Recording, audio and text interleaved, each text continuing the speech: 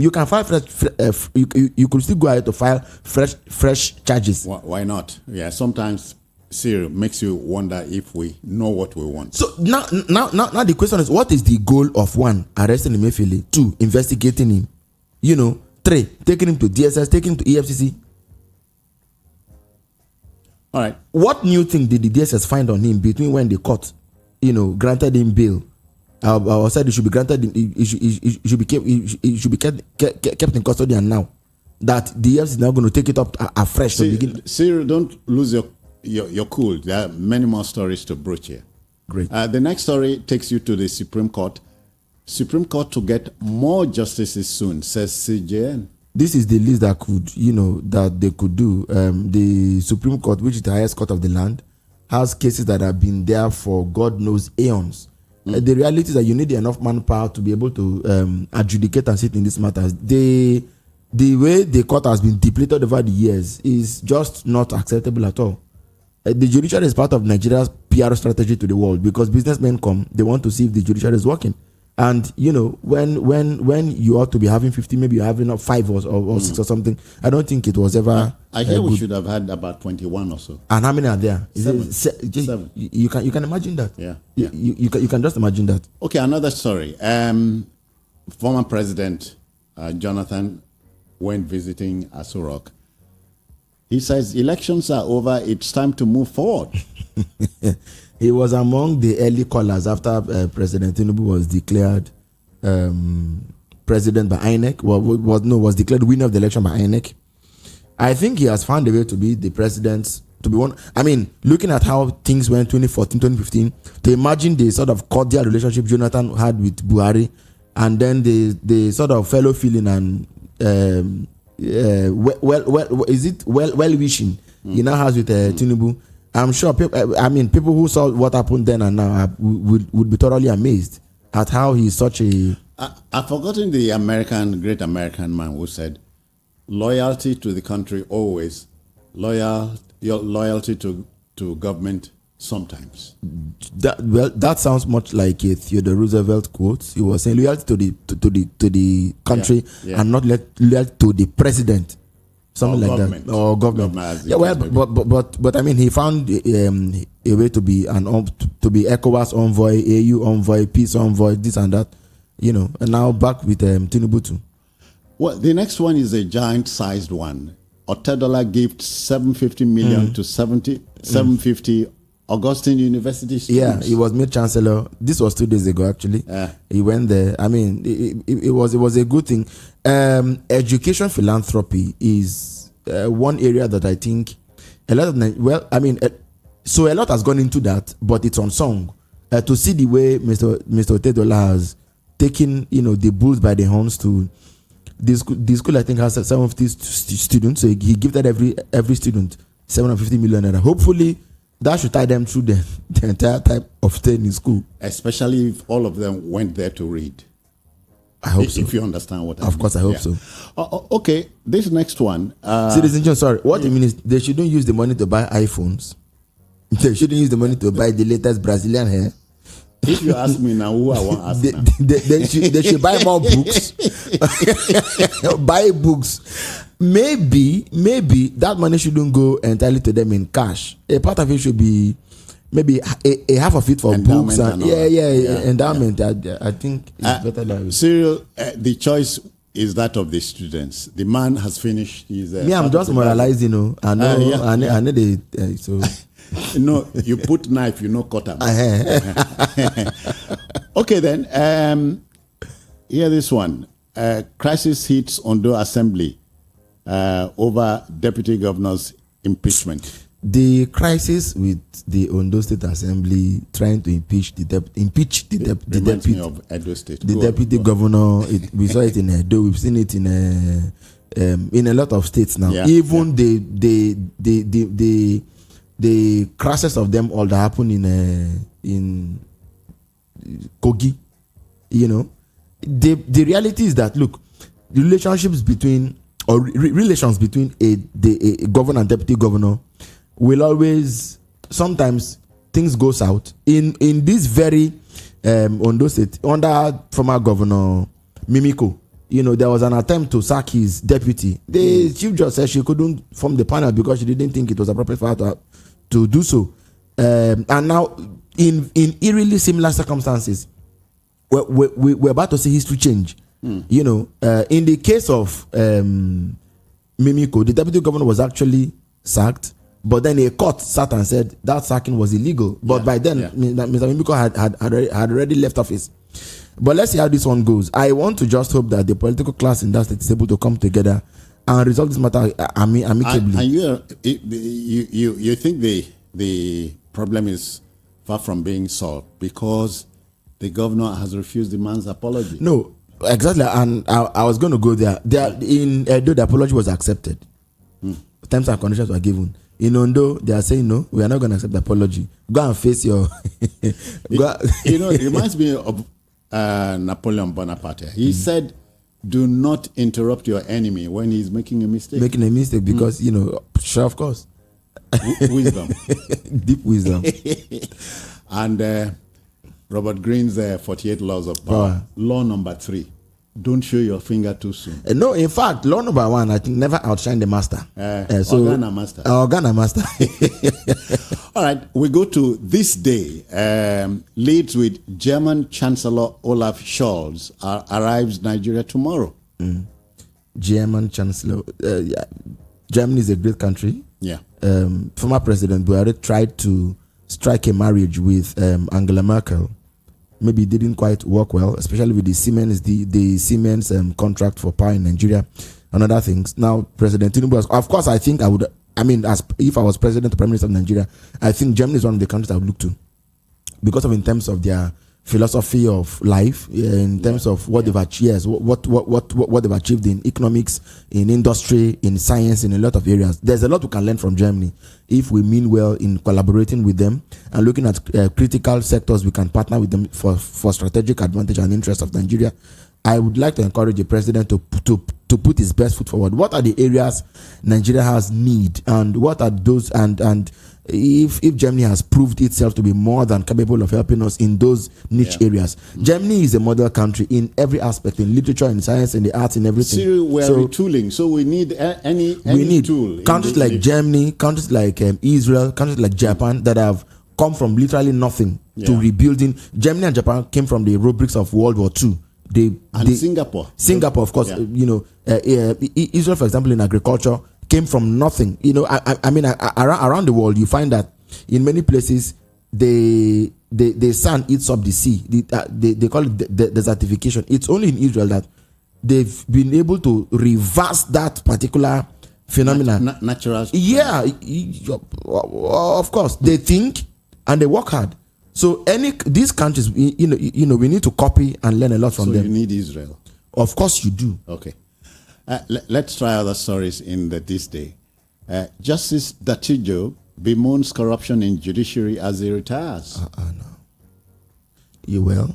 Corruption in the judiciary as he retires. It's great. It's great. Somebody said at a forum I attended yesterday that if you continue to shout, one day somebody will hear your voice. But the question of corruption in the judiciary has gone beyond something that remarks alone can address. I remember many years ago, I think this was Justice, late Chief Gani Fawayimi, his brother or uncle or something, Justice Richard Fawayimi, in his valedictory speech. You can't read that on radio, on TV. It was he lambasted his colleagues and said they are the ones who had turned the judiciary. And you see, this thing, over many years, the rot has festered, has now become the norm rather than the exception. Yeah. So it's difficult. So it is true, Cyril, in some way that we are enjoying the judiciary, the type of judiciary we produce. Well, of course. Now, look at the thing. There's a book I bought one time, For Law, for Country. It's a collection of many interviews of all of Nigeria's leading lights in the judiciary, in law, both bar and bench. And in the recurrent question everybody was asked, it was corruption. So, I mean, as at then, I had not been exposed to what it meant, but with what we've seen, I mean, Nigerians alone can tell the way this election season has gone. That this judiciary, if you put your eye on judiciary, I don't know whether you see again after they've told you what they want to tell you. It's really unfortunate too. that we have refused to make the ballot box the decider is a choice. Of course, so we made the choice. Of course, we made the choice. Now, so and so when you now judicialize the electoral process, you're piling pressure on men. You're piling pressure, and you see, how do you even think of it for a moment? Politicians that can give you $100 for a vote. When the matter goes past the ballot, it means that you can only imagine how. No wonder my people say, be careful of the man who gives you gifts, like saying a rain. They pour now because something is given for it. All right, Siri, more stories. DSS transfers Emefiele to EFCC for fresh scrutiny. We've seen this thing, please. Yeah, fresh. You talked about this man left office some days or weeks ago. The way they even went about his case is the reason why, if they're not looking for evidence, they may not see it. Because you see, you don't just pick a man up and put him in communicado. What are you doing with him? Nobody knows. What do you want to do with him? Nobody can say anything. You have given his friends and allies room to bury the evidence, bury the bodies, hide anything they have. Now you're looking for evidence. All right, take your time from us. 18 minutes past 7. This is the Voice of the People, 90.3 FM in the city of Lagos. Newspaper headliners taking the airtime. Tinubu appoints Olaokba chairman of the 12-member Federal Civil Service of Nigeria. Federal Civil Service Commission. Yeah. I think this came yesterday, if I'm not mistaken. The president, of course, he is still very new in office. So a lot of he's changing the old guard. He wants to get people he can work with on board and so on. But it may be better if he began now to be more pan-Nigerian or pan-Nigerianistic. The appointments are really now obviously lopsided, and in favor of his own clan. He needs to actively open up this portfolio and make sure that there are people in Nigeria that live in Akwa Ibom or that are from Akwa Ibom, that are from Cross River, that are from Rivers, that are from Delta Edo, that are from Ebonyi, that are from Imo, name it, that are from Enugu, that are from Anambra, that are from Abia. You want to tell me that these people, there are no qualified persons in these from these states? I don't think it's proper. Okay. You see, don't pay Buhari back with Buhari. Citizen Jones, don't pay Buhari back with Buhari. The man that says, what of the other person we're doing own? It is clearly somebody who doesn't want to rise above the yes. So lead by example. Be a proper Nigerian leader. Okay. Hear this one. Obaseki will do well to maintain peace in Edo. Of course, what would he have done if I don't find trouble? But I mean, the boardroom czar, the corporate Nigeria master, the astute stockbroker, the financial wizard that Governor Obaseki. I mean that was all we knew about him. But the way this man has performed in the political ring makes me wonder whether he has any dry skin. The man is so slimy. His ways are slimy, honestly. His ways are extremely slimy. And he puts up this, he puts up his act with a lot of class. That video in which his deputy was walking up to him and the security man blocked him. He just crossed his leg and looked.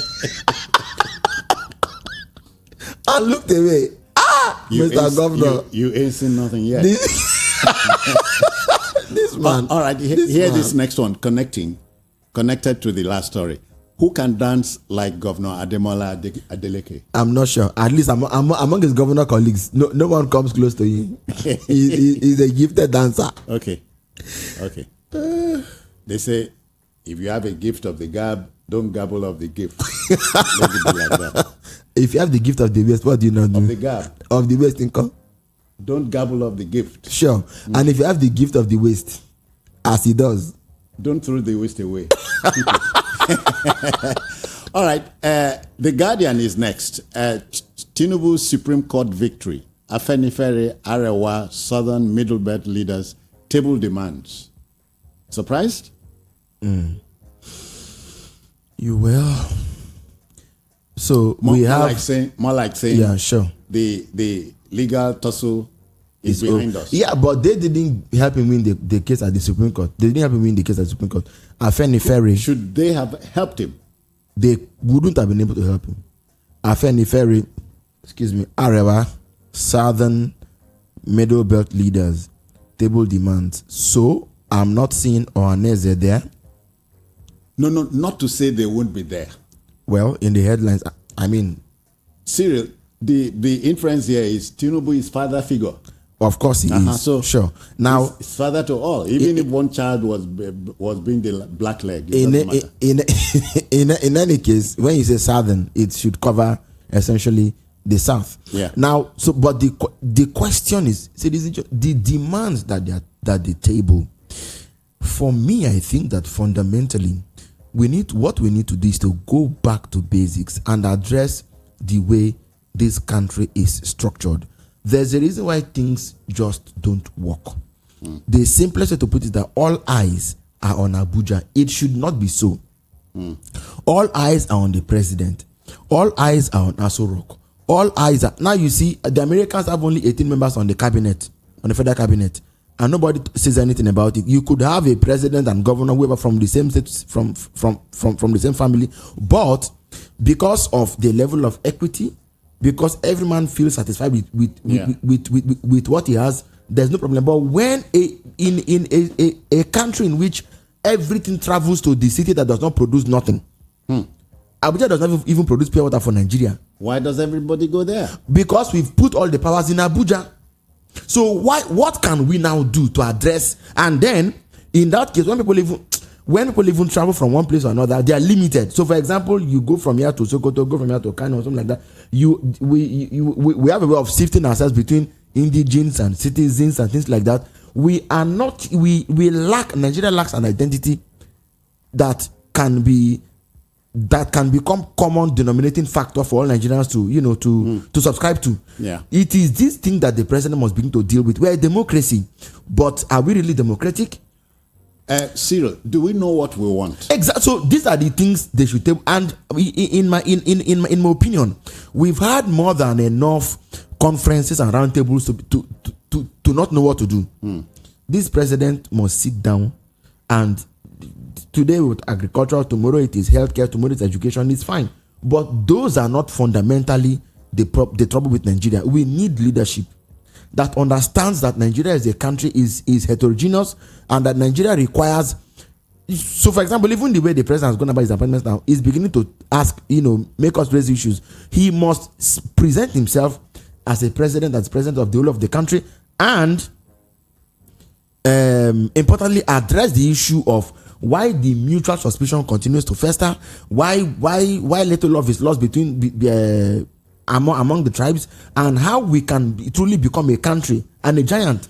Cyril, let me drop this line. A team is as good as the captain. Sure. So I just hope the president's men are listening, and they'll allow Oga to work. And we'll do the needful. All right. Some more stories to choose from in The Guardian. Drug war. NDLEA will deploy personnel to 774 councils in 2024. 774 councils. Remove Bakassi, 773. Go on. I sincerely think that even this drug war has actually sealed. Is that the word? The right word? That is CEILED. It has reached its ceiling. Now, this is the typical strategy. But on Sunday, there'll be another seizure, maybe at the airport or at a hotel in Festac or somewhere. Then by Monday, you would see it on the front page of 2 or 3 national dailies. That was quite effective at a point. But now, where we are, this just make no sense to me anymore. People are even accusing. I mean, I personally don't have the information, but I've had people rumor it and say that it looks as if they are returning. Somehow, people who from whom these things are taken now have a way of taking them back. But we are really going with this. Is this? We cannot end at seizures. You see a lady that has drugs with street value of 3 billion naira. So how did she get the money? People who are retailing cocaine and stuff like that on Ojo Legba or Oshodi, those people are not the people who have the capacity to import it. when you see drugs with street value of 10 billion, 30 billion, 20 billion naira, so there's somebody who has a financial war chest. So why are we not going after? Why is the war not rising? Why? See my fear. I have one fear here. Why are we not able to arrest this? The drug war is much more tasking and nerve-wracking than Boko Haram. Sure, of course, because even drugs fuel Boko Haram. Oh yes. So now the question is, why are we not able to? Why are we still looking for retailers and distributors? Not today. Where the wholesalers? Where are they? Let's go to the next. This story. is like this man's. Perhaps he's third or fourth year in office, and why? So why is the war not rising? Cyril, the drug is not affecting us here. So let's go to the next story. Great. All right. COAS, that's the Chief of Army Staff, directs immediate enrollment of personnel and families in NHIS. That's not enough. We need to go and find out why. Prior to this time, they were not enrolled. And if there's a reason, you see, this country, people sometimes, if you not talk about something, others won't say anything about it. The reason is simple. The man who has the toothpick in his mouth, okay, is the one who knows which of the teeth should the meat. Yeah. And so it will be, as far as you didn't know that something was, he will be quiet about it. But I wonder why up until even IPPIS, citizen, people get federal civil servant job, and you go queue before they even are able to, what's it called now, enroll you. Why? Seriously, we are 63 years old, so we are going. No, we are growing. There's a difference between old age and long life. And I saw somebody talk the other day, say old age is different from long life. This 63 years now, old age. Now Nigeria just get old age. So which is saying I am old school. You are not. Okay. Long meaningful life, citizen. Long meaningful life is different from just ordinary old age. All right. Let's go to the punch now, and quickly let's give you the time. Very close to 7:30. The punch. Tinubu will work with Atiku. Obi says federal government. SAN. Senior advocates hail Supreme Court judgment. I had no illusion whatsoever about the fact that the president would still be very much open to working with Mr. Atiku Abubakar and Mr. P2B. As a matter of fact, I wouldn't reckon that the president would have seen them as enemies in the first place. If I have ever seen one Nigerian who was a wholesaler in confidence, a merchant of George Jordan war, I don't think anybody beats the president to the game. He is a very, very hospitable. I hear he's a strategist. He is a very hospitable enemy to have. He doesn't painstaking, but there's a goal. He works towards that goal. Sure, and he wouldn't let himself to be distracted by certain shenanigans, if that is what I'll call him. So, but I'm not sure they'll be willing and open to working with him in the way that he might want them to. But he will keep Nigeria's politics. You never can tell. Okay. Yeah. Hear this one. Court okays prosecution of suspended and Adamawa wreck. Remember him? If that is it, I don't see anything prosecuting them and going anywhere. He has exuded enough confidence for me to personally believe that the powers that are backing him are way high up. It's not likely that this man will. I don't see anything meaningful coming out of it. But tie this next story to this last one. 6.9 billion naira fraud. EFCC resumes Fayoshe's trial. All this is not just for the headlines. Let's give them 6 months. We are dealing with the headlines. Let's give them 6 months, 1 year, and see what comes out of it. Okay. You know, get faith. No, I know. For these ones, I know get faith. Okay. All right. And I'm sorry if I dampen anybody's mood this morning, but faith is too precious to be wasted on deja vu. Oh. Not true now. Not today. Nigerian investigative journalists have even unearthed more corruption than the EFCC has helped us to unearth in 4 years. Go and check. Is it from Abacha's loot that has been relooted? So you are canvassing a journalist for that post? Not necessarily. Okay. What we should do is to strengthen the prosecutorial arm of the EFCC. Then now we have all been railroaded into having a lawyer. It has EFCC chairman. Yeah, having spent 22 years on the bar, you should count on him. You should count on him, but not. The man says he's going to reopen 29 cold cases. So let's start from there. 29 cold cases. Yeah, as many as that. Including your former governor. He should look at somebody like Malami. This whole P&ID stuff that, you know. All right, let's move Halliburton. Dance just start, and you say made them change the beat. Okay. Let's go to the Vanguard next. Judiciary now something else. Retiring Supreme Court Justice. So I actually met a practitioner, legal practitioner, some days ago, and a member of the bar. Yeah, and I made a proposition to him. And he said no, he wasn't going to accept it. So we got talking, and he said, do we have a judiciary? We do. That was the question he asked me.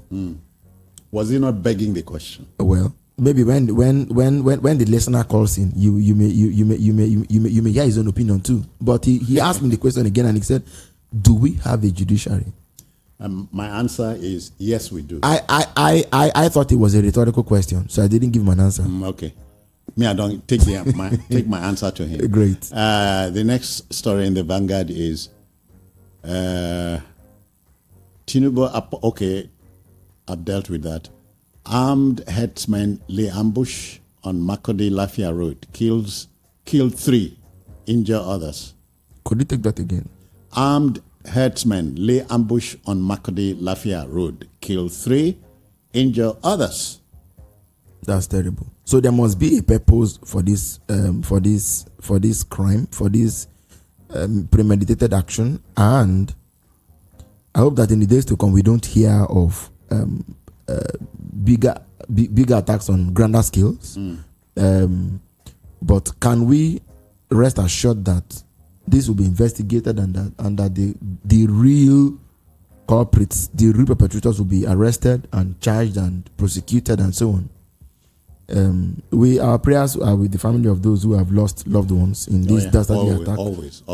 And we hope that security agencies would spring into action and do the needful. Yes, Cyril, without meaning to take your breath away, let's take you to Israel. Israel pummels Gaza with strikes as it expands ground operation. No, all terrorist groups should be given the ISIS treatment, actually. You degrade them, you take up their capacity to be able to do anything major, because a win for terrorism is a win for insecurity, is a win for disorderliness, is a win for destruction, is a win for barbarism. And so if Israel is able to effectively rout these people and put them to permanent flight from that area, I think it's a very good one. It's a choice. If you make the choice, you see, and makes me wonder how a country that listens in on terrorist conversations on the phone, knows where they are, knows their supply routes, knows how they get food, knows these terrorists come to Kaduna City or Kano City or somewhere buys up to 200 motorcycles and nobody notices it. I hate to share this statement with you. Well, you are familiar with it. Society prepares the crime, the criminal commits it. Simply commits it. And so, you just wonder why. You see why I said we need Israel. These are countries that know what they want. Yeah. And are determined to get it. If you read Israel's history from David Ben-Gurion to all the people that have been prime ministers, Golda Meir, Yitzhak Rabin, these are countries that know what exactly it is they are looking for. And they go out get it. And they get it all the time. They do, frankly speaking. Israel, a desert country can provide the fruit needs of the whole world. The fact that they have even survived 70 years is a testimony to the resilience and to the capacity to get anything. This is a country, in Israel, they speak more language than we speak in Nigeria. You know, because the diasporic dispersion of Israel, when they came back, some came from Russia, some came from Germany, they don't speak one language, and yet they get things done. That's why I say, you see, the way the Nigerian problem is not because of our diversity, it's because of leadership that profits from division rather than cohesion.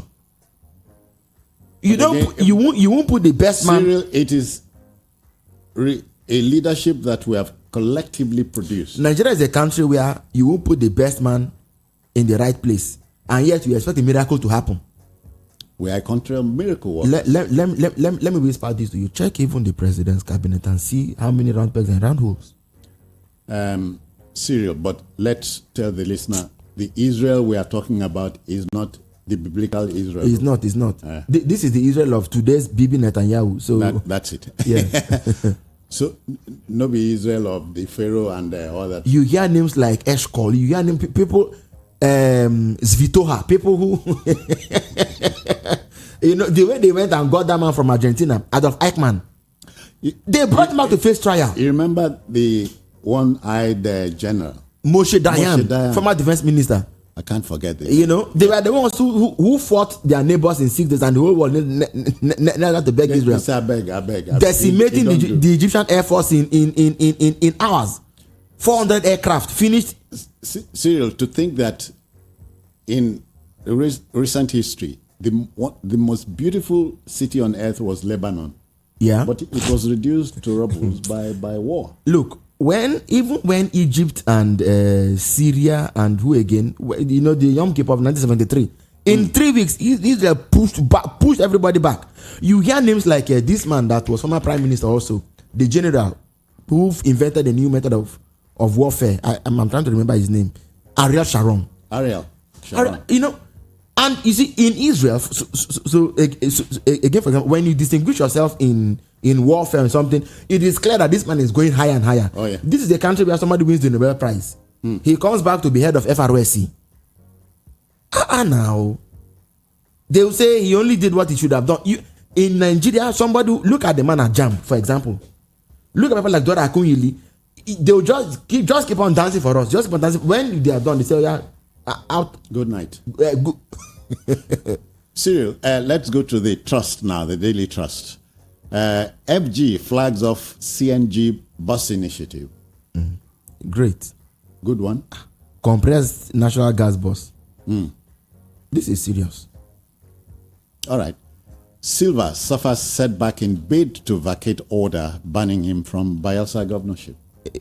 Well, I can't take sides with what is going on in Bayelsa State, PDP or APC, but there is a sense in me that wants to think, if the judiciary is able to hold its own, and well,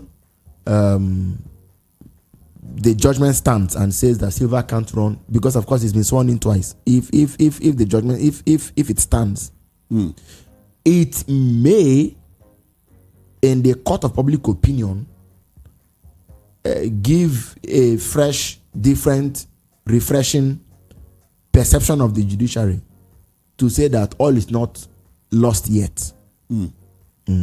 But if the magicians move into the market square, perform their ritual and their dance, and this thing now is upturned, I mean, I know many people will say, why should we be surprised? Yeah. So, but I think for once, there is about to be a silver lining on the horizon, but I'm not optimistic until it is done. All right, leadership next. Gaza war didn't start on October 7. That's according to the Palestinian. That's according to more like saying it don't take. Well, of course. So this for me appears to be an attempt at revisionism, an attempt at trying to reshape the narrative.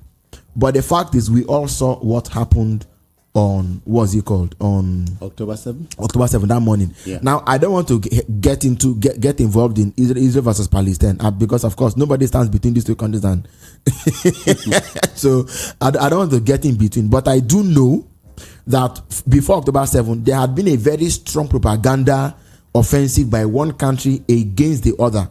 I won't name the names. Then me, I'm an information person, so I mean I can tell you this for free.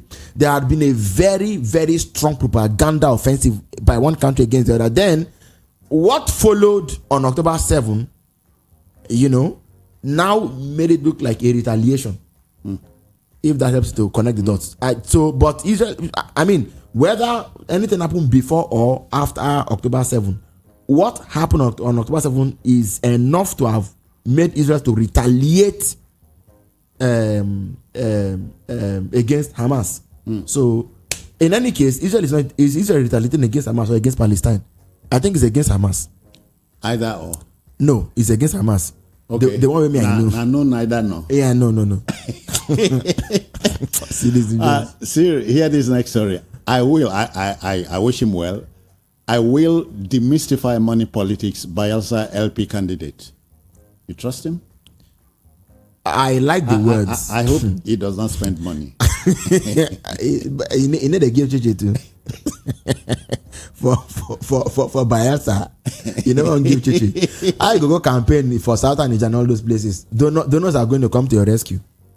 But it's good. I mean, seriously, let's not take let's not take anything out of it.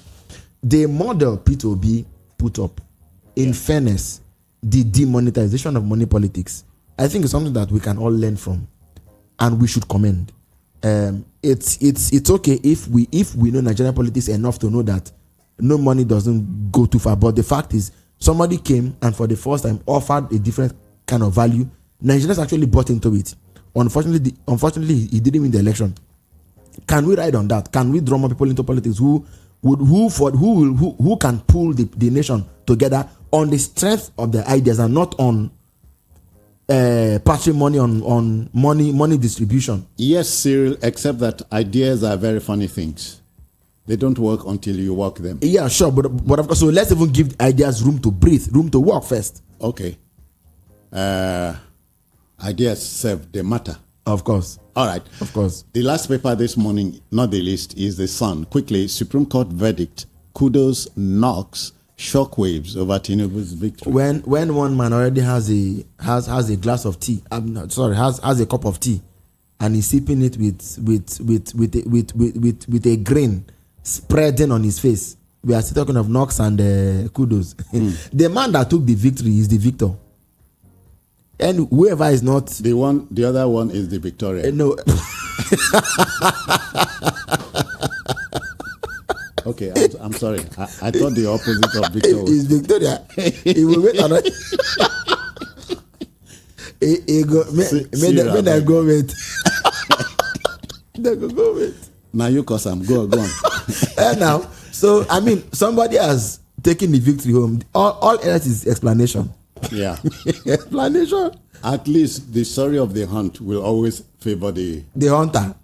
Okay, until the lion learns to write his own stories. So I mean, this is without prejudice to our own opinions of what happened. But the fact is, I mean, somebody has won and he's cruising, he's enjoying. Mine is, while we defend the right to public opinion, we must defend the right to public thought. Do you even? Yeah. Oh, sure. Now, my problem is this, and if the listener can take this along, is the fact that you see, now that he has won at the Supreme Court, more and more his rank will now continue to swell. In fact, one PDP governor yesterday was congratulating the president, Governor Adeleke of Osun. Nahim now. One former PDP senator was congratulating the president. Not really. not really, Abi. Not me really. So these are well-known card carrying. In fact, that senator was a well-known commonsensical supporter of Mr. Atiku. Well, you hear that in politics there's no permanent friendship or permanent enmity. the show must go on. What have people come to observe now is that where common sense carry you go reach. How far common sense can go from there, you have to now use on common sense to continue. Yeah. That's what I see happening. Unfortunately, Cyril, I always talk about this. Zebediah says we have seen 99. Who will be 100? Can you imagine that? All right, let's apply the brakes here. The papers are in, the stories have been shared. How do you react to it or to them? Let's sound you out. The telephone number on call is 0700 903 903 903. Let's get you talking now. So who is the first caller? Hello, good morning to you. Hello, good morning. Citizen John, good morning, sir. Yeah, I greet you, sir. Good morning. A very good morning to you, sir. All right. Yeah, two of you are doing a fantastic job. Thank you. They said that federal government flags off CNG buses. Why didn't they flag them on through the vehicles they bought from the House of Assembly? 360-something vehicles they bought. Why didn't they bought CNG vehicles for them? But the buses are here. Does it matter whether they came before now? It matters now. They would have used that one to show us the effectiveness of CNG. Okay. Don't you know that CNG is a time bomb? Don't you know it's a time bomb? They would have started who's supposed to drive it first. Leadership by example. Leadership by example. God bless you. Bless you too. All right. The man talked within 60 seconds. So take your time. Take your 60 seconds beginning from now. Hello, good morning to you. Hello. Yes, sir. Your name, where you're calling from? Good morning. Yes, sir. Good morning. My name is Khan. I'm calling from Ogun State. Okay, then. Well, I like I told you that time, I'm a regular caller to your house. Okay. Please call back if you so desire. 0700 903 903 903. Hello, good morning. Good morning. Good morning, Mr. Jones. Mr. Jones, good morning. Let's go. Yeah, go on, sir. Yeah, it's in the matter on the line, sir. Nemeka, welcome. Yeah, so now the morning, Good morning to you, sir. What did you call me, please? Fernando, I can't pronounce it well. Cyril, I beg, Cyril, if you like, Cyril. Zero. Sorry for this interpreting against Go on. My take go to this way, Mr. Jones. You know, I use your platform to condemn one little girl before over jam issue. And I found out that the last judgment at the Supreme Court that anything about perjury is relevant. So I want to use your platform to apologize to that little girl that I am sorry by condemning her, by calling authority on her head to tamper justice with mercy on her. That I'm very, very sorry as a citizen of Nigeria. I apologize to that little girl that I am very, very sorry. I mean in Mesoma. I don't want to call before, but I say make I call and tell you this, please, sir. Sorry for disturbing you people. Thank you for your work. Okay, when you apologize to her, go to her house and let him see the sorrow. Mesoma Ejikeme. Yeah, Ejikeme, yeah. Hello, good morning to you. Good morning, Citizen Jones. Good morning, sir. And Mr. Baku, I greet you. A very good morning to you, sir. I'm happy about your analysis this morning. What I want to say is Tinubu should concentrate on security so that people can go to their farms. At Anebete now, we cannot go to the farm.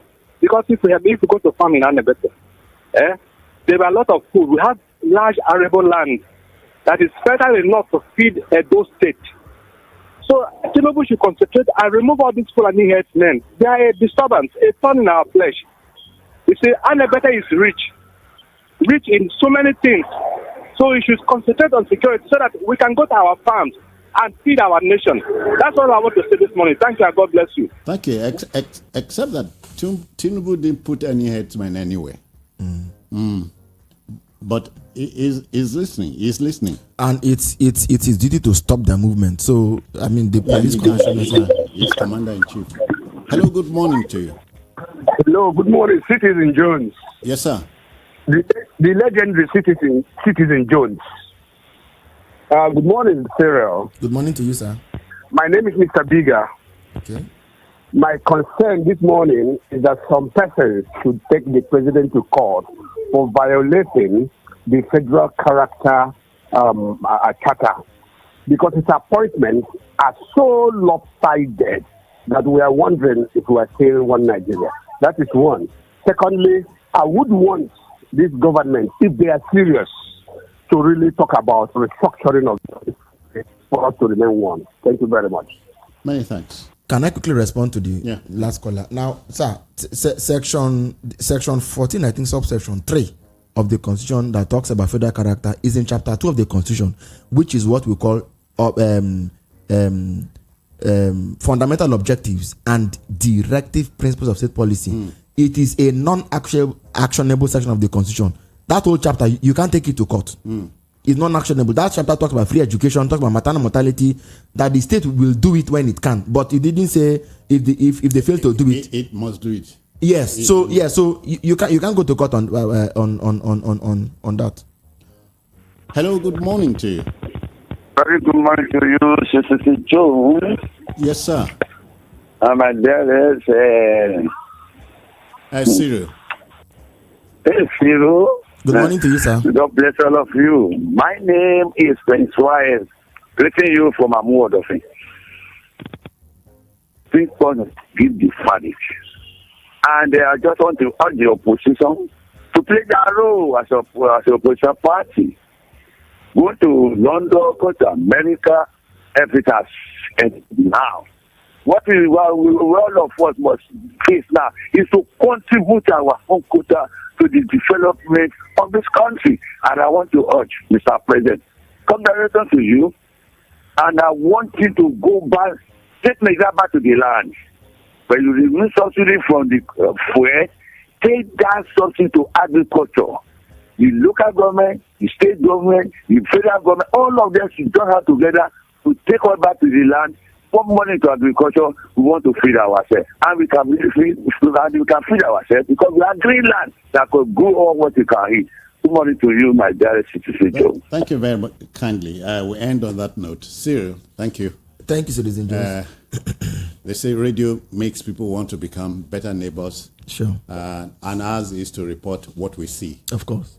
We don't manufacture anything. It couldn't be less. Yeah, well, Cyril, I thank you very kindly for your input. See you on Saturday?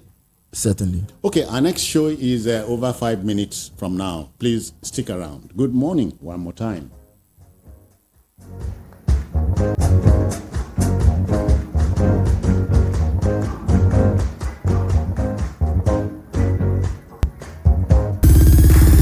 Are you looking for the perfect getaway?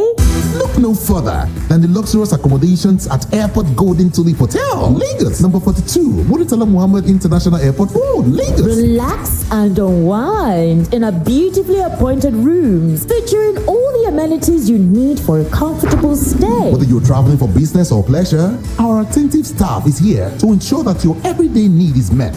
We also offer complimentary pick-up and drop-off from the Lagos airport. Take advantage of our state-of-the-art fitness center, outdoor pool, and enjoy a delicious meal at our on-site restaurant. With stunning views, world-class service, and a prime location, Airport Golden Tulip Hotel, Lagos is the perfect choice for your next vacation or business trip. So, why wait? Book your stay today and experience ultimate in comfort and luxury at Airport Golden Tulip Hotel. For bookings and reservations, please call 0815-8003-333 or 0815-7003-333. You can visit our website at airportgoldentuliphotel.com. Airport Golden Tulip Hotel, where luxury meets comfort.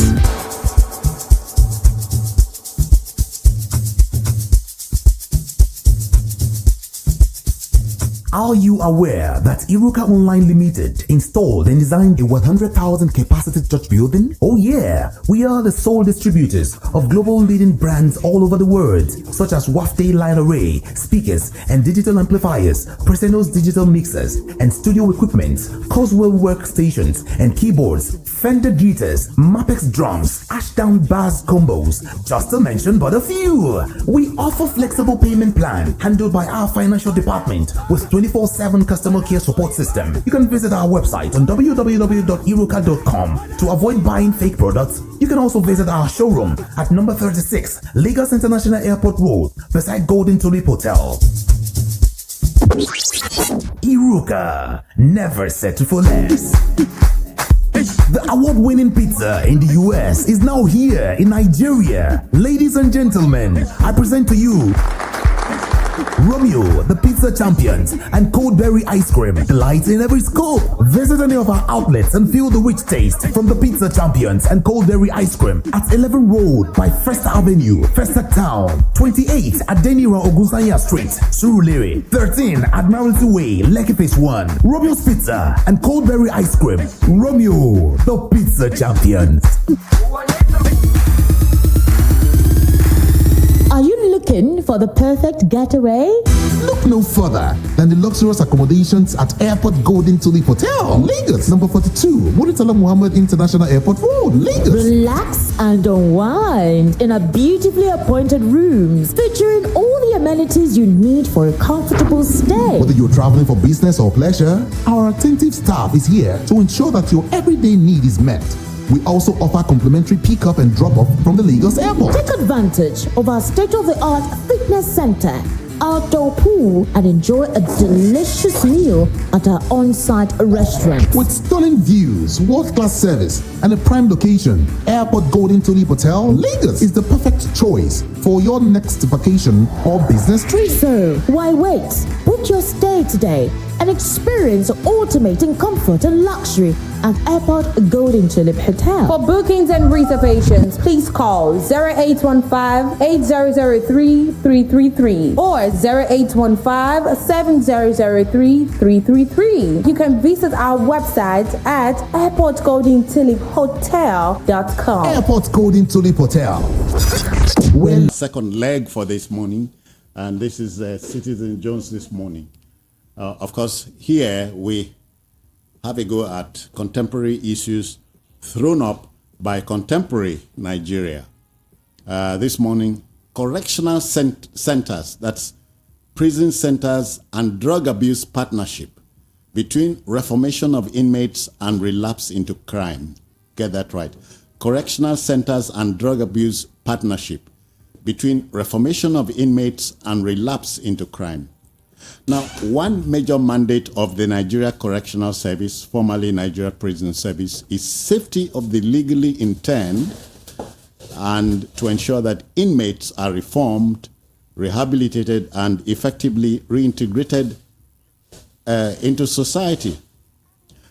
But rather lamentably, what we are hearing now, some say it had always been there, is that the service is bedeviled with a plethora of man-made problems, hampering its ability to reform inmates. Quite apart from prison congestion, which is as old as the service itself, there's the nagging problem of corruption or compromise among some officials. Drug peddling is rife in correctional centers across our country and at an alarming rate. The prevalence of the hard drug trade is a straightforward deduction. A few unscrupulous officers at the correctional centers are known to facilitate the trafficking of banned substances between inmates and the outside world. We appear to be in serious trouble here. There's nothing correctional about our custodial centers, and the spokesperson of the service, Abubakar Umar, notes that the Malays constitute serious threats to not just correctional centers and facilities, but public safety and national security. Is anybody listening here? This morning, two gentlemen who have lived through these times and who are living through these times are going to have a go at the matter. In no particular order, let's meet and greet Emeka Madunagu. Emeka, good morning. Yeah, good morning, citizen. Good morning, everyone. Yeah. Emeka is a journalist and a political commentator. We also have Evan Sufeli, who is an attorney at law and constitutional lawyer, so he knows what we are talking about. Good morning. He has been to a few correctional centers, right? Very well. Okay. So you are familiar with this story? Yes. Yeah. So how do we set out correctional centers and drug abuse partnership between the reformation of inmates and relapse into crime? Well, correctional centers generally is a place where people who have been either accused of an offense or people who actually committed the offense and have been tried and convicted, or persons who are going through trial.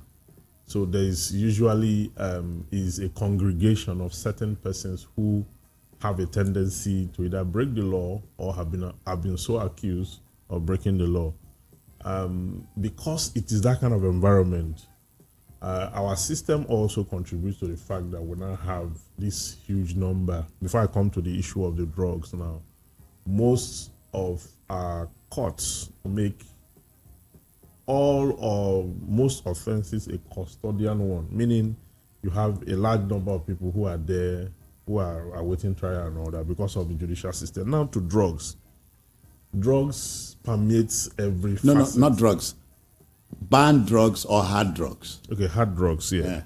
Hard drugs. Now, this is a substance that permeates almost every facet of the human society, and not just the prison. When you go to communities, you always have a circle of persons who use drugs and who also have partnership with bigger dealers who take in drugs and all that. But the one under reference, that's that of the prison, is that it appears that even the warders or state employees, okay, have now created a partnership between the inmates and themselves, where they smuggle drugs into the prison, and there's a huge market going on where the inmates, we've seen cases where inmates almost these days behave like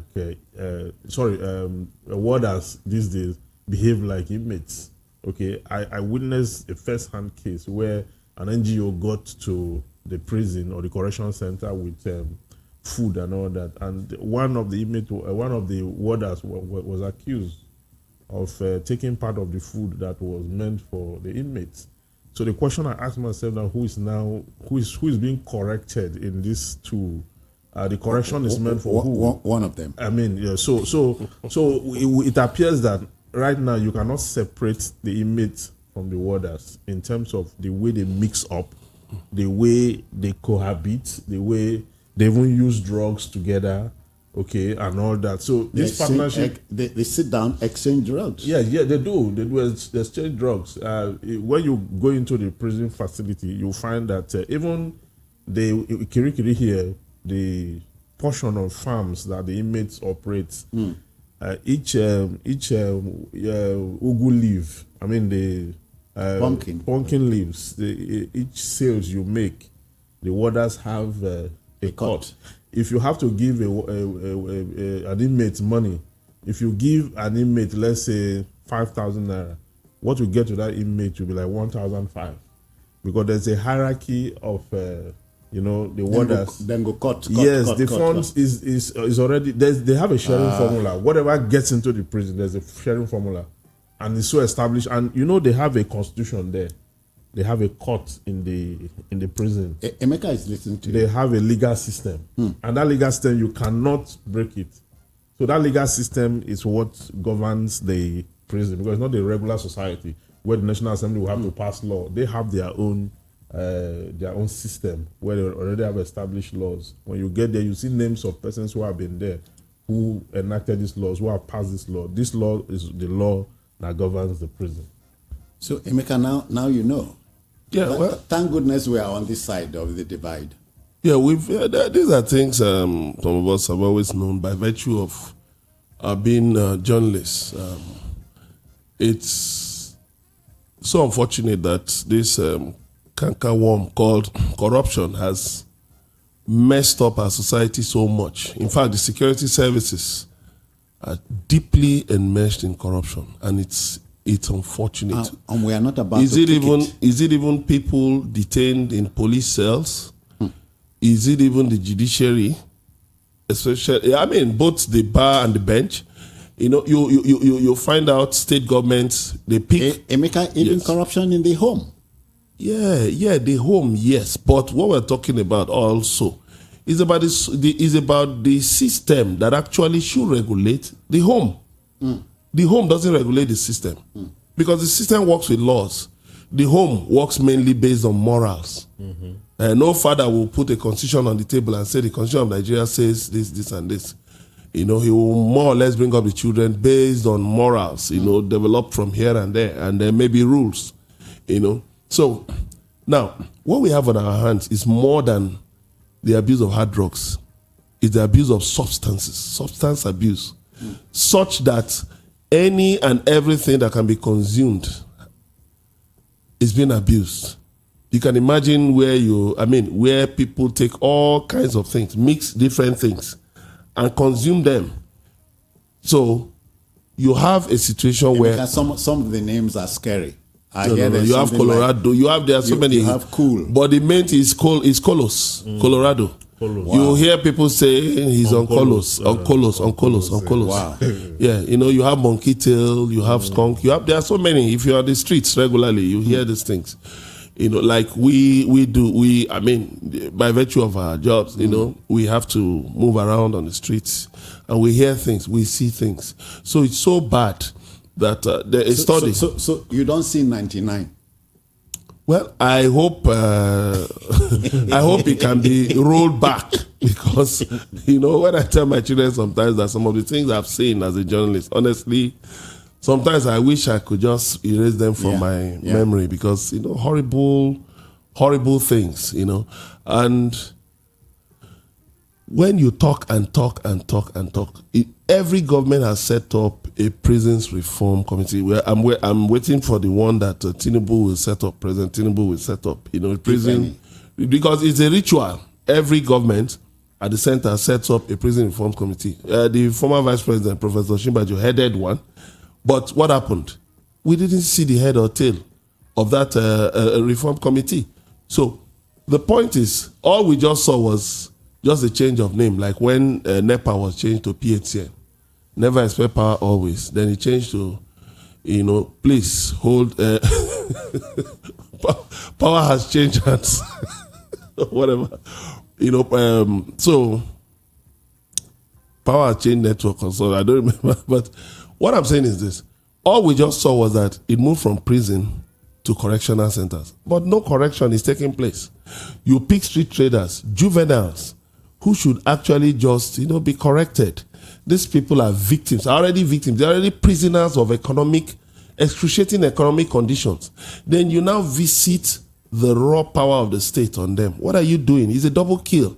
And the law forbids double jeopardy. You know, the law forbids people being subjected to such horrendous conditions. So even the government itself that has refused to make Chapter 2 of the Constitution justiciable, that's a crime in itself. The same government will tell you that people have committed a crime, they built a house here, or they shouldn't be street traders, or the same government that is in breach of the very Constitution it claims to be operating. It's the same government that will tell you that people should be thrown in jail, that people should be given long sentences. So where is the correction there? So people get in and they even become worse. The government does not sentence.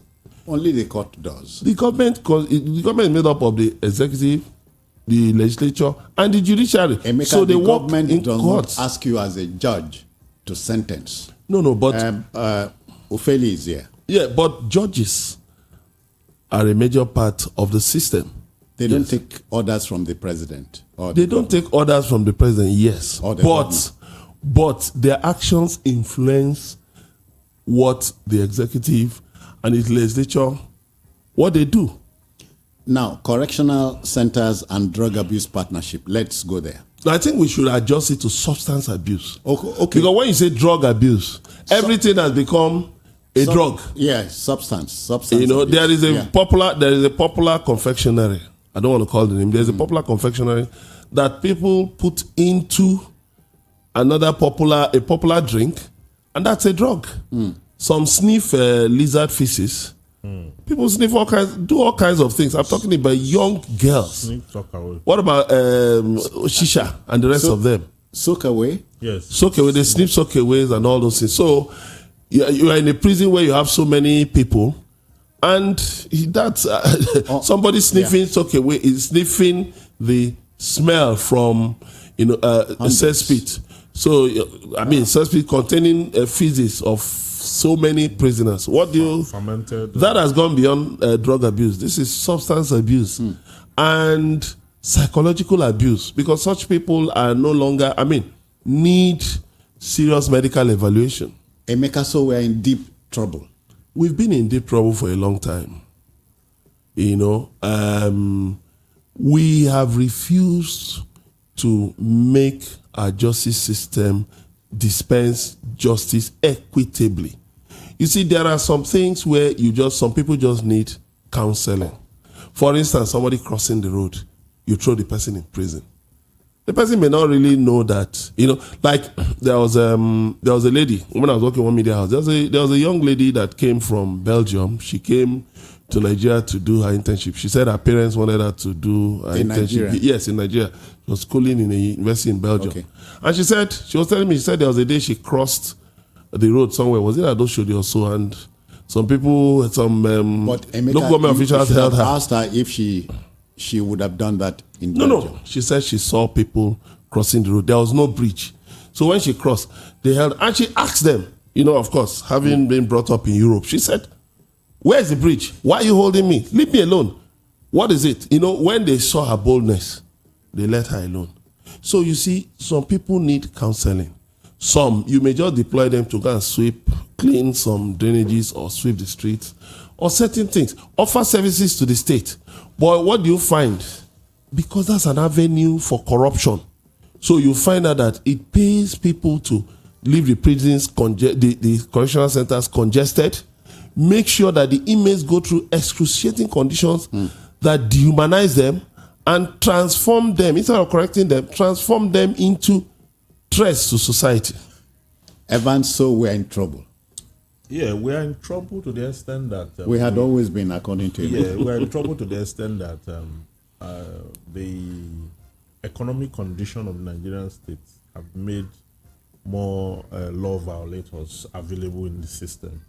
Like he said, where you have a government that violates the fundamental objective and directive principle of state policy itself in Chapter 2 of the Constitution, you find out that what you have is issues like this.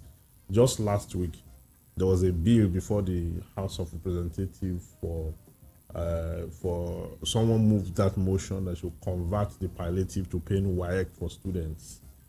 And the lawmakers overwhelmingly voted against it, and it was thrown out just last week. Meanwhile, the same lawmakers have approved 130 million, 160 million each for vehicles. But then WAEC fees.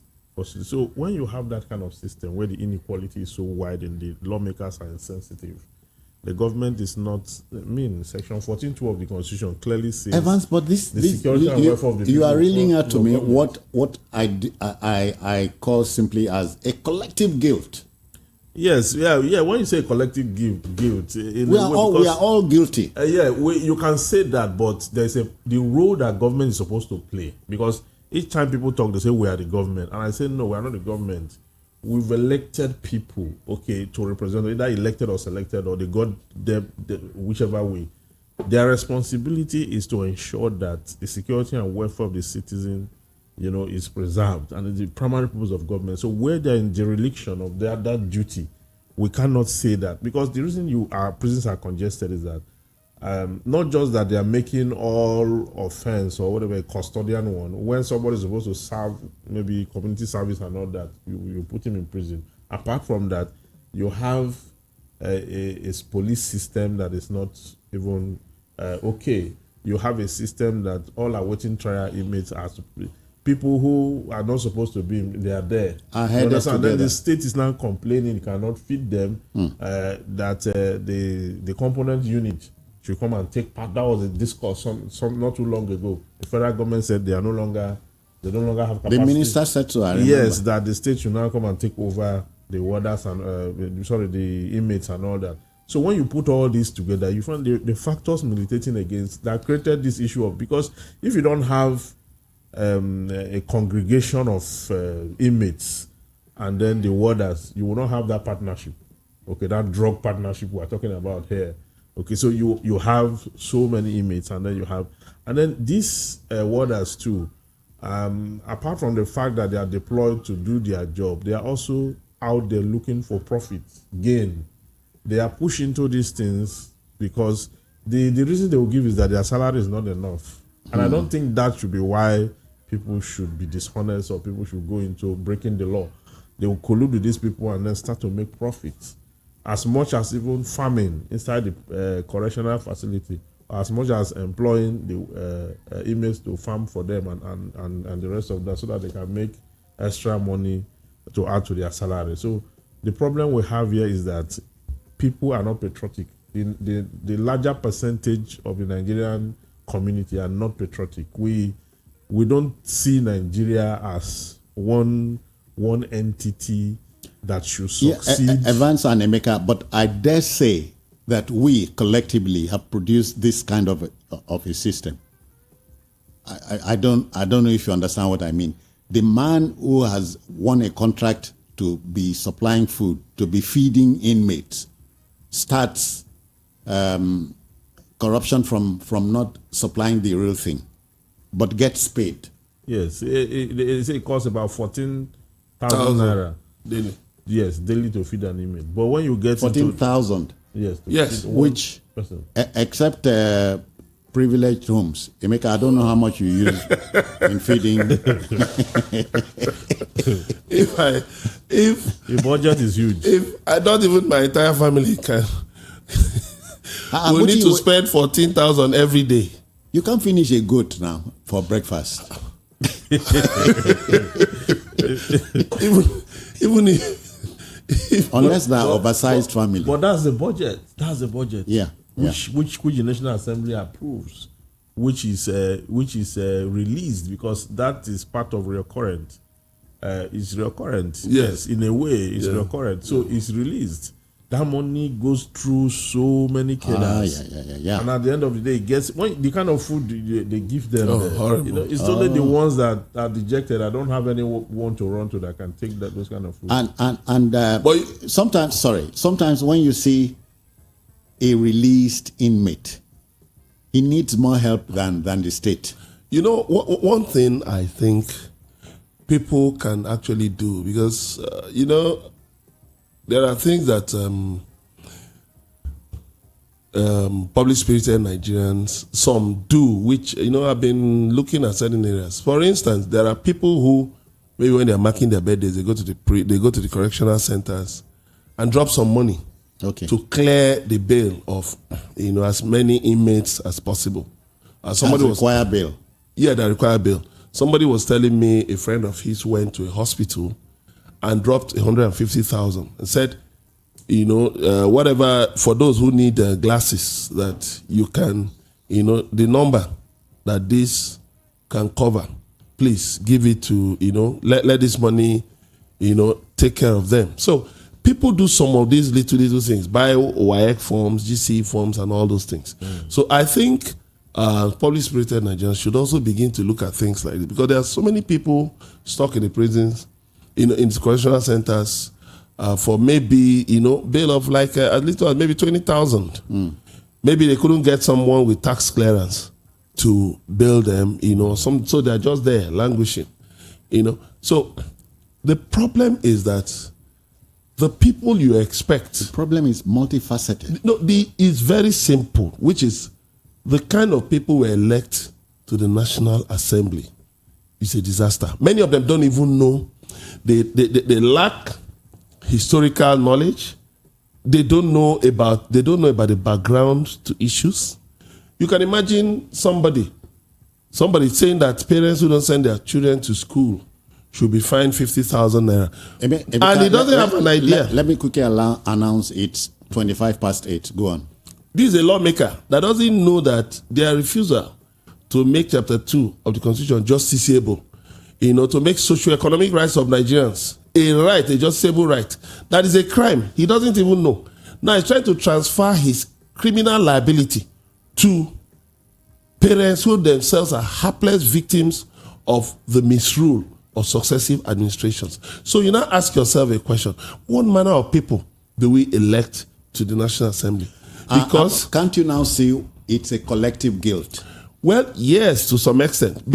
But you see, the fact that you are elected there, you have money, you are paid for aids. You should have research aids. I visited. In 2001, I was in Washington D.C. I interviewed a congressman, and I saw the way his office was laid out. He had aids. He has legislative aids, So these people research on different subjects. I engaged two of them. They have detailed jobs. Yes. So these people have aids. But you know what? They'll take their brothers who are just hustlers, looking for one office to just be reporting to, instead of employing people who will help you dissect an issue. And bouncers.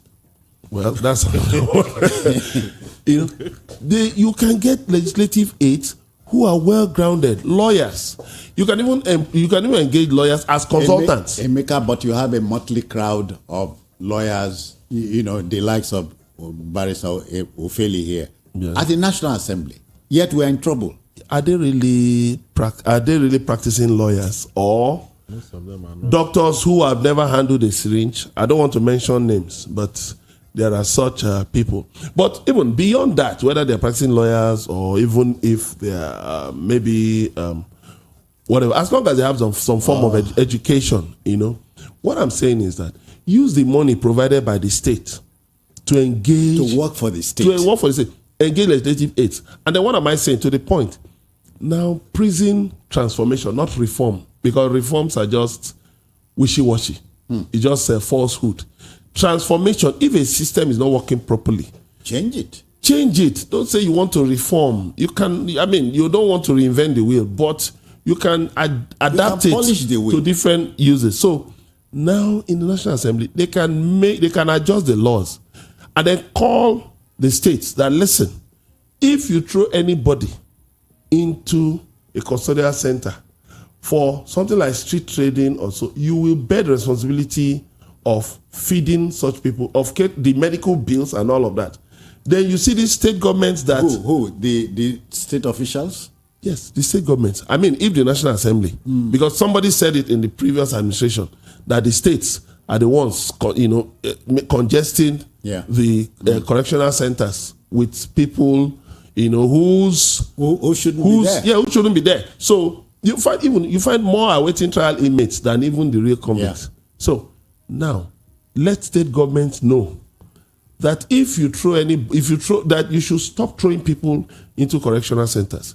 You should be more creative in your justice administration. And there's this statement credited to somebody somewhere. He said, our laws are not designed to prevent crime, but essentially to convict. No, not necessarily that our laws are not. Our laws are supposed to be made to prevent crime. Supposedly. Yeah, okay. Well, policies and laws, okay, are supposed to give the citizens a better life. Okay. Yeah. So, but where the policies and the laws are there, but the government or the states fails to implement them, just like the fundamental objective we're talking about, what will happen? It will drift down into what we have. Then the citizen is now taking to self-help to manage his situation, to come out from whatever it is that have been created against him. So our laws are not bad as we see them or say them. They are not that bad. There are laws that, if you go all over the world, there are laws that are basic. Now, even the issue of fundamental objective is talking about the issue of education. You see, Chapter 2 of the Constitution is no longer what it used to be. Now you have what they call the UBE, Universal Basic Education, which is compulsory. Yeah. Now, that particular one places a demand on government to ensure that at least basic education is what by the now it's called Sustainable Development Goal. It used to be Millennial Development Goal. Yeah. Now it's Sustainable Development Goal by the United Nations. So it's now compulsory. And if you go to some state like Anambra State in the past, when P2B was there, it was made compulsory that basic education, I mean, they were going from house to house then, you understand? So these are things that governors would also do using the Ministry of Education to implement. It is there in the law that we are signatory to that particular at this Yeah, point. sorry, I just wanted to add something Yeah, to what he said about UBEC. How many states are actually providing counterpart funding? They are not. That is the problem. They are not. So they're even committing crimes. They don't even know that these things, by not doing the right things, they are committing crimes. I was going to say that every eye seems to be on the center, whereas the state issues start from the states. No, I just talk about the states now. No, I'm saying every eye should be on the state because most crimes are state crimes. Yeah, because the federal government wants to be the elephant in the room. They want to be seen to be everywhere, even for things that don't concern them. For instance, primary education. You say, okay, I will build a presidential candidate telling you I will build primary schools. What is that your business? I will pay local government workers. Is that your business? No. So you see, if these people at the federal level can actually stay where the law puts them, then the pressure. Emeka, don't you think will be dissipated. Don't you feel there's a burden on the public, members of the public? Yeah, if the government is failing in this in this regard, you think the public can't help here? No, you see, for instance, to the correctional centers, basically, some years ago, government said they were the former Controller General Jafar, I don't remember his other name. He said they were going to set up farms in those correctional centers that will contribute to the economy. A lot of noise was made about it, but what has happened? In the correctional centers, we've heard stories about inmates who passed exams, who learned skills and all of them. But the same people are out there in the society. Does government follow them up to ensure that there's no follow-up? They continue with these skills? Reintegrated? Then even the man on the street who is not in the correctional center, what guarantee does he have that he will learn a skill? Then what you find out is in the correctional centers, you also have wealthy people, Nigerians and non-Nigerians, who are able to game the system. They have money, so they can get in all kinds of substances into the correctional centers. I hope they are listening, because I won't be surprised if they call to start denying it. But the point is, these are things that are out there. The public studies have been made about this abuse of substances in the correctional centers. Yes, government has said it will decongest the correctional centers. Yes, but when you are decongesting the correctional centers, do you know some of these people, I won't be surprised that half of the number will voluntarily find their way back to the system, because at least they are guaranteed some food on a daily basis, some feeding on a daily basis.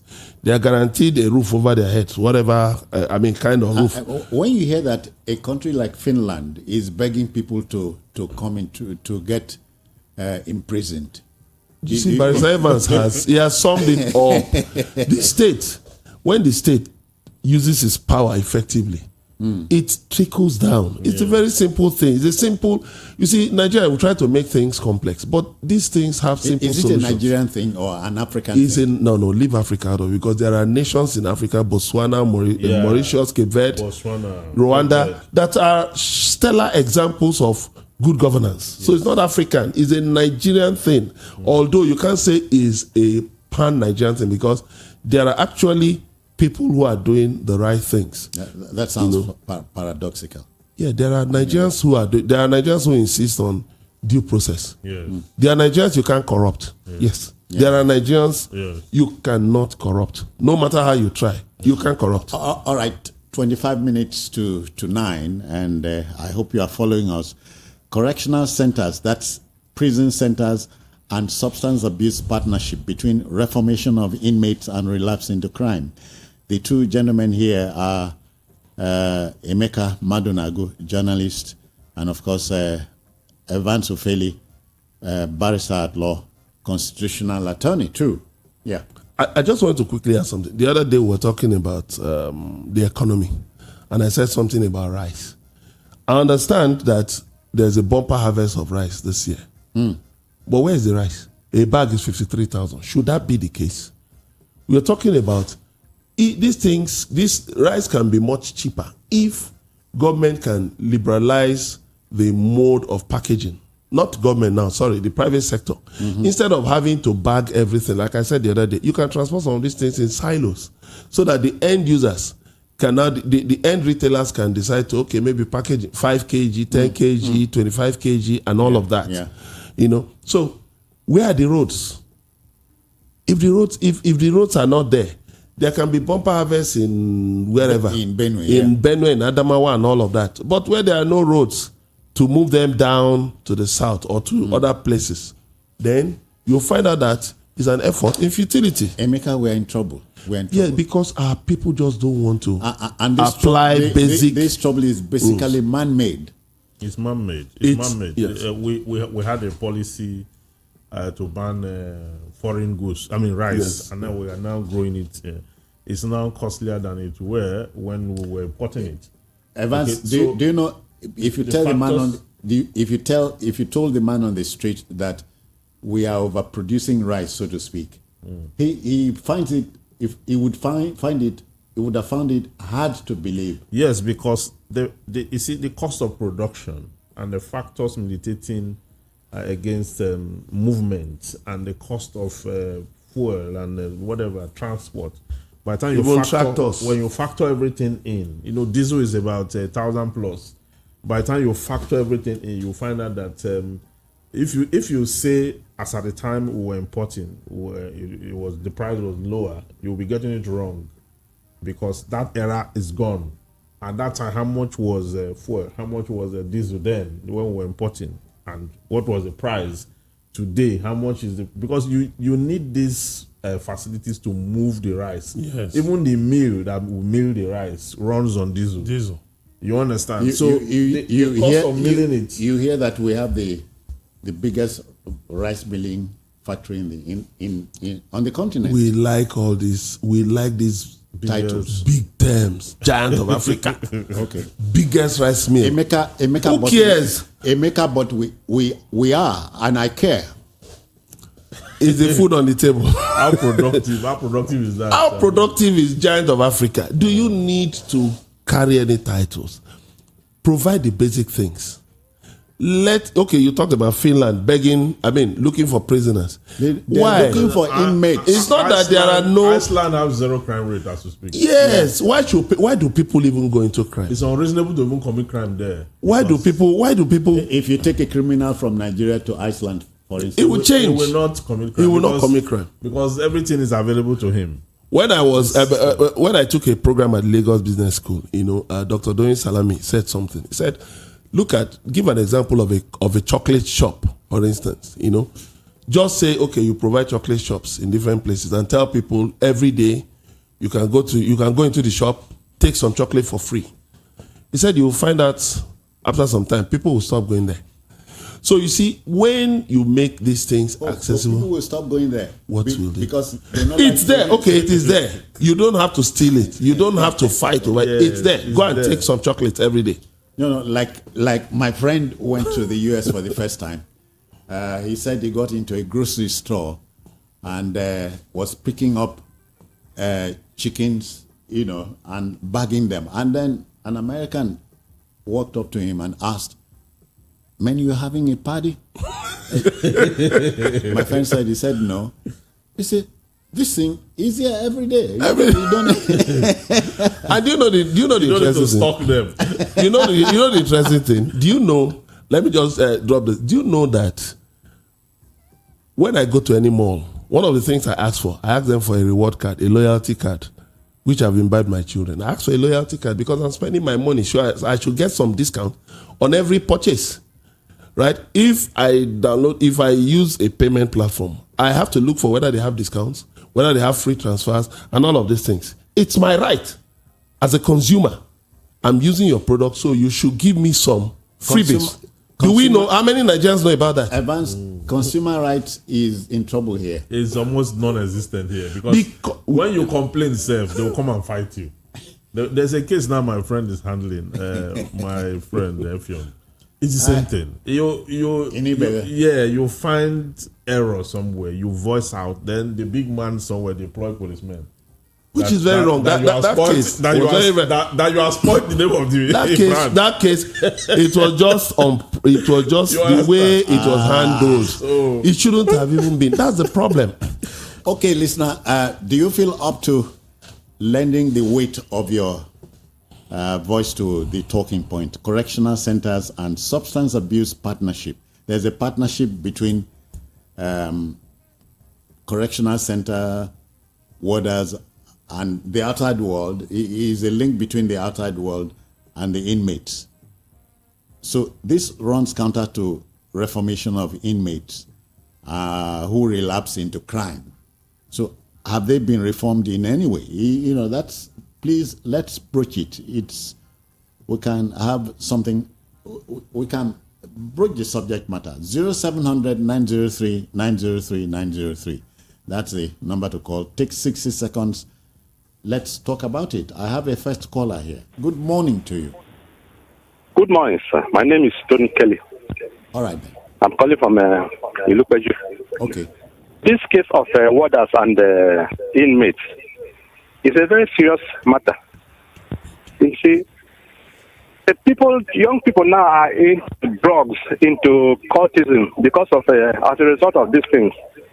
People who come out of the prison no longer show good example of the citizenship of this country. They teach others who don't know all these criminal activities. So there's no correction at all in the correctional centers. Government should look into these things. Go to my place now at Anegbetel, like I've always said. When people are idle, especially young people are idle, they tend to go into all kinds of crime. You see? So young people now are the ones involved in all kinds of criminal activities.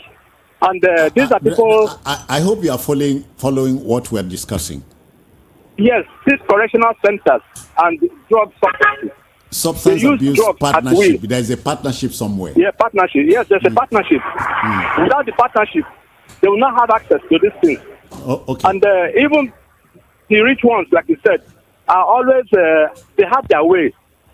But the poor ones don't have their way. So it's a big problem. So government should look into this matter. Thank you very much, sir. Thank you. So, sometimes you wonder if it is a crime to be rich here in this country. There are people who use their wealth to break the law for them. The law. And anywhere you have a largely dominated poor people, the rich people will tend to use their wealth to, make things. And the other side. Evans, and there are rich people who are making life a lot easier. For instance, Hotel Dollars, largesse of 2 days ago. But if you actually look at it, the problem is we don't even look at the population we have in Nigeria as our biggest asset. We think oil is our biggest asset. It's the human capital. We can take all of these people.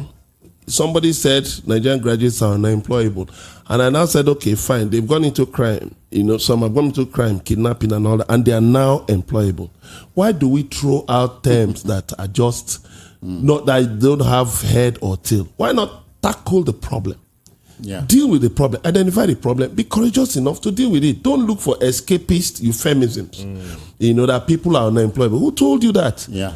Who, for instance, doesn't want to would ordinarily want to be employed. There are people, one way or the other, that you can, you may think, because we think, go and get a job means report to an office every day. Yeah. But there are people who can actually work, in service delivery in one thing or the other. Emeka, and there are many prospective employers who want 30-year-olds with 35-year-old experience. That's part of the problem. Yeah, it's because it's the Nigerian problem. Our definition of experience and labor. You give the impression ours is a peculiar society, peculiar to us alone. Deliberately. We deliberately hurt ourselves. Yeah, okay. Now look at capacity utilization has moved from 55, deficit in capacity utilization has moved from 55% to 56%. Many industries are closing down. SMEs are closing down. Meanwhile, these are SMEs that should be the engine of growth for the economy. But if we have, let's say, 50 million SMEs in Nigeria, each employing at least 2 people plus the proprietor, that's 3. Check. All right, listener, please don't shy away. Let's have you wade into it. Whatever you say is important.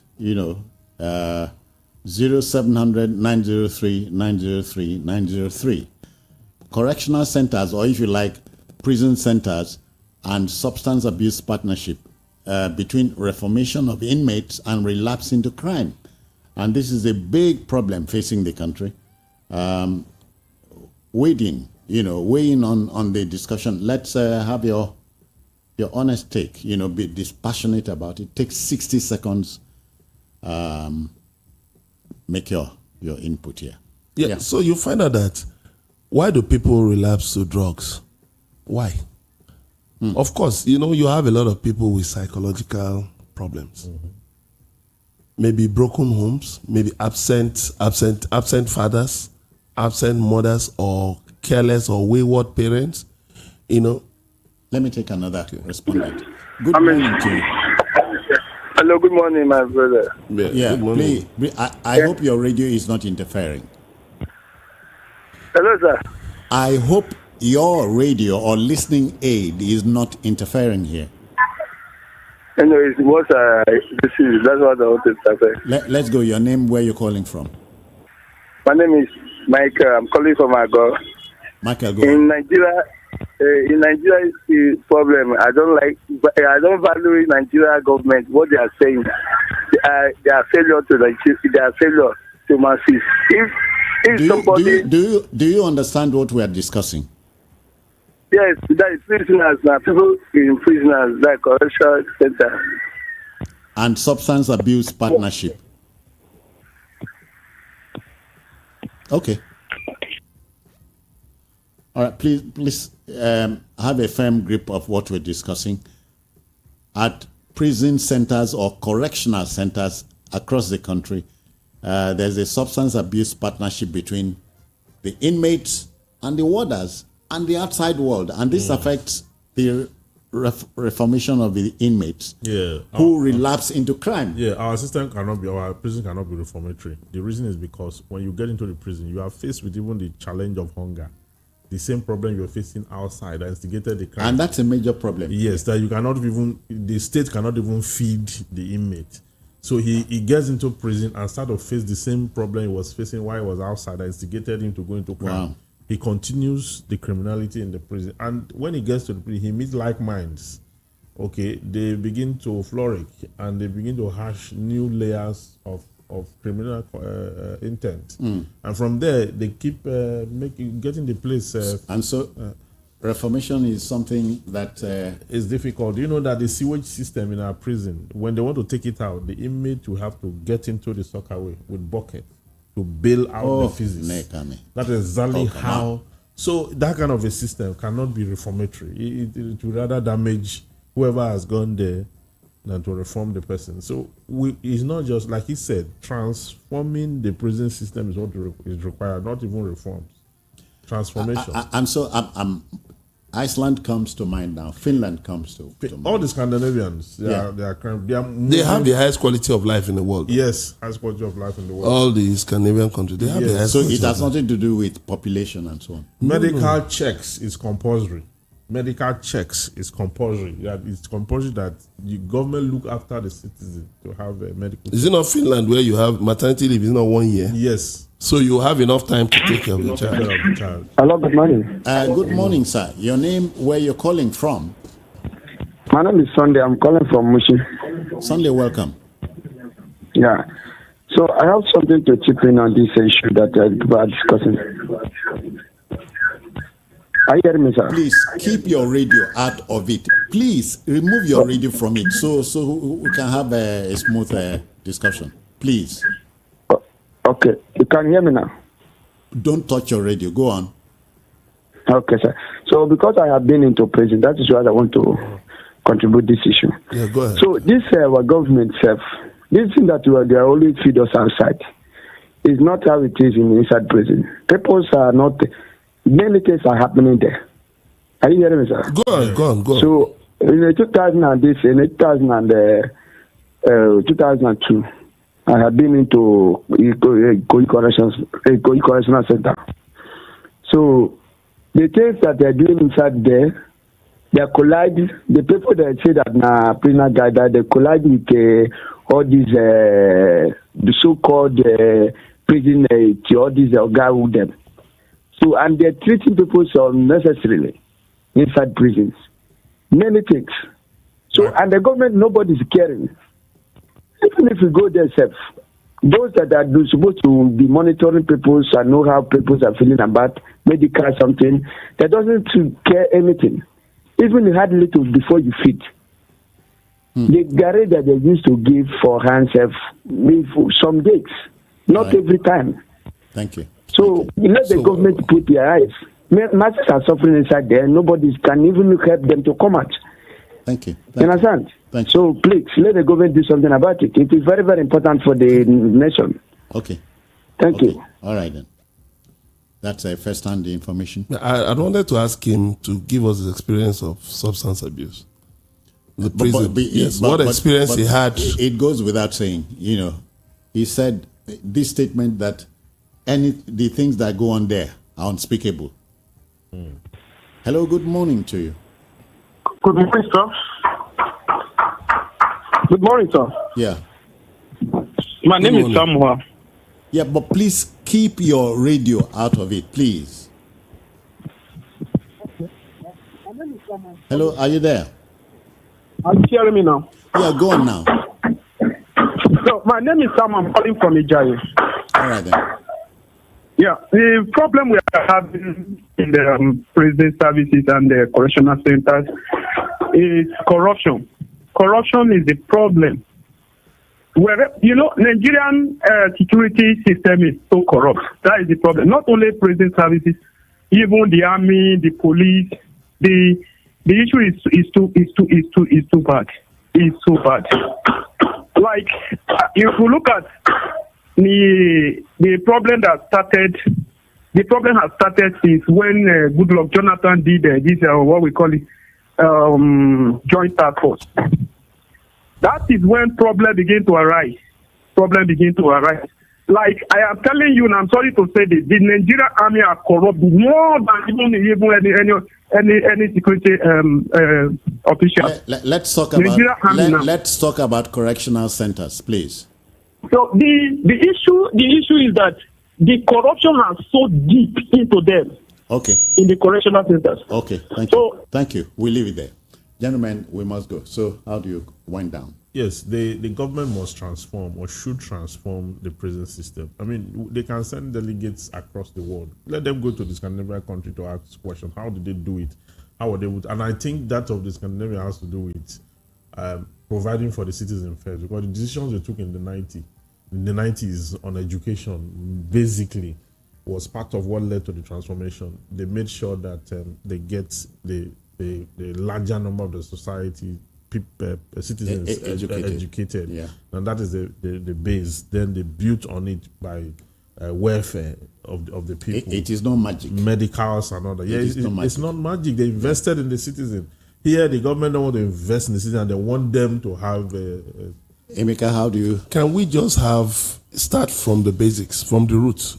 Have a no child left behind policy. Yes. From even before children are born. Have a plan for them. You will have fewer people going to correction. Yeah. No, I'm talking of you build a society that you project into the future. Okay. So you don't even need to have so many prisons. You start even closing down prisons because there will be no inclination to crime. I can't wait for the first prison to be closed down in this country. It is possible. It's possible. It is possible. It's possible. Without dreaming. No, not dreaming. It is possible. If in a state you don't criminalize everything, you do what you're supposed to do as a government, Emeka, for the safety and well-being of the people. Let me thank you very kindly for your time. Thank you. Thank you very much. Thank you, listener. Barrister Evans Ufeli, many thanks. Yeah, welcome. All right, to the listener, we cannot thank you enough. Bye-bye now.